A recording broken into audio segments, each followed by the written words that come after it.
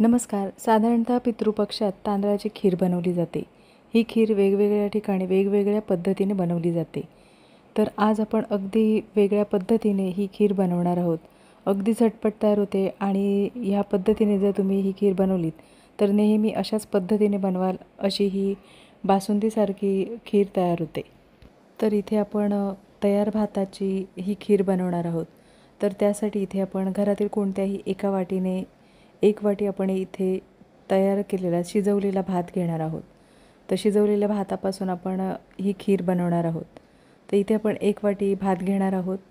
तर इथे आपण 1 वाटी भात घेण्याचं कारण म्हणजे आपण जे गोडाचं प्रमाण वापरू ते व्यवस्थित होईल म्हणून आपण इथे 1 वाटी भात घेतलेला आहे.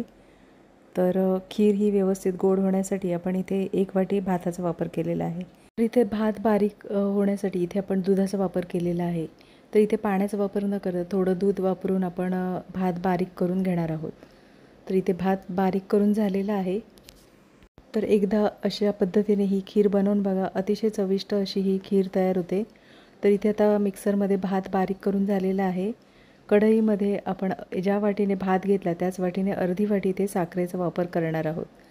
तर गॅसची फ्लेम एकदम स्लो ठेवायची आहे आणि साखर आपण पूर्णपणे विरघळून घेणार आहोत. तर इथे आपण पाण्याचा बिलकुल वापर करायचा नाही आहे. साखर जशी जशी विरघळेल त्याप्रमाणे साखरेला रंग येतो.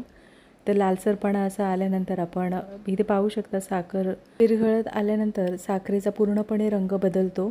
तर इथे गॅसची फ्लेम बिलकुल मोठी करू नका. अधूनमधून अशा पद्धतीने आपण साखर ढवळून घेणार आहोत. तर इथे साखर पूर्णपणे विरघळल्यानंतर ज्या वाटीने आपण भात घेतला त्याच वाटीने 2 वाटी इथे दुधाचा वापर केलेला आहे. तर साखरेमध्ये दूध ओतताना थोडी काळजी घ्या.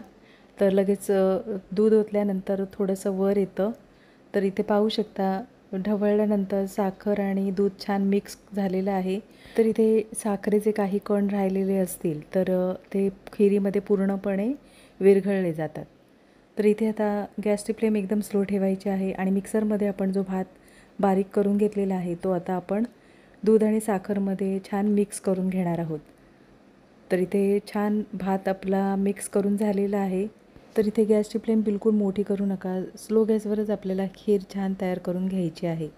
तर इथे भात पूर्णपणे मिक्स करून झालेला आहे आणि इथे पाहू शकता साखरेचे जे कण होते ते सुद्धा छान मिक्स झालेले आहेत, म्हणजे पूर्णपणे विरघळलेले आहेत. तर अगदी रबडीप्रमाणेच ही खीर तयार होते. नक्की रेसिपी बनवून बघा. अतिशय चविष्ट अशी ही खीर तयार होते आणि अगदी झटपट तयार होते.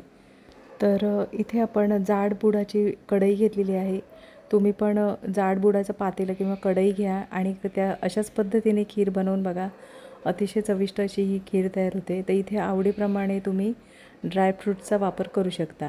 तर इथे आपण काजू, बदाम आणि वेलचीचा वापर केलेला आहे आणि आता आपण खिरीमध्ये छान मिक्स करून घेणार आहोत. खिरीला छान उकळ आलेली आहे आणि इथे छान अशी खीर तयार झालेली आहे.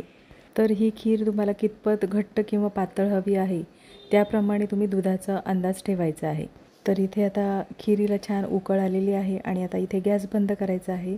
अगदी बासुंदीच्या चवीची इथे खीर आपली तयार झालेली आहे. नक्की रेसिपी बनवून बघा आणि कमेंटमध्ये मला नक्कीच सांगा. तर इथे आपली तयार झालेली खीर एका बाउलमध्ये काढून घ्यायची आहे. वरून आवडत असलं ड्रायफ्रूट्सचा वापर करायचा आहे.